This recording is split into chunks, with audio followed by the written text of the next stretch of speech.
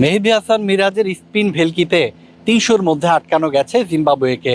তবু যে বাংলাদেশ খুব স্বস্তিতে আছে এমনটা নয়। তবে মেহেদী হাসান মিরাজের কথা আলাদাভাবে বলতেই হয়। আর মাত্র ৫ উইকেট নিতে পারলেই তিনি টেস্টে তৃতীয় বোলার হিসাবে ২০০ উইকেটের মাইল ফলক পূর্ণ করবেন। আর ব্যাট হাতে ৪৭ রান করতে পারলেই নাম লেখাবেন ২০০০ রানের মাইল ফলকে। ২০০০ রান এবং ২০০ উইকেট শিকারী বিশ্বে আছেন মাত্র ১৯ জন। মেহেদী হাসান মিরাজ সম্ভবত এই সিরিজেই ২০তম ক্রিকেটার হিসাবে ছুঁতে যাচ্ছেন সেই মাইল ফলক। ইমরান খান, গ্যারি সোবার্স, কপিল দেবদের কাতারে নাম উঠাতে মিরাজের দরকার আর অল্প কিছু উইকেট, অল্প কিছু রান। ঢাকার ভেতরে এয়ারপোর্টের উল্টা দিকে প্রকল্পের সিকিউরিটি ভালো, লোকেশনও ভালো। ৩টা প্লট নিয়ে নিলাম। নে বাবা, তোরা এখন নাকে তেল দে ঘুমা। মিরাজ কিন্তু বাংলাদেশের জন্য একটা আশীর্বাদ বলা যায়।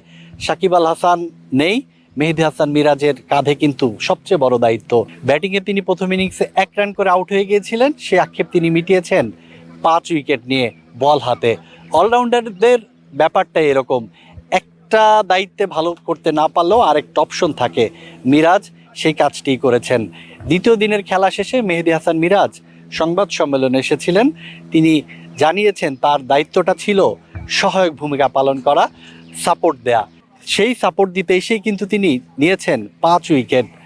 প্রথমে নাহিদ রানা অ্যাটাক করেন, তারপর খালেদ আহমেদ, এরপর হাসান মাহমুদ, এই ৩জন মিলে কিন্তু ৫ উইকেট শিকার করে নেন। মেহেদী হাসান মিরাজ যখন বোলিংয়ে আসেন তখন জিম্বাবুয়ের ৫ উইকেট নেই।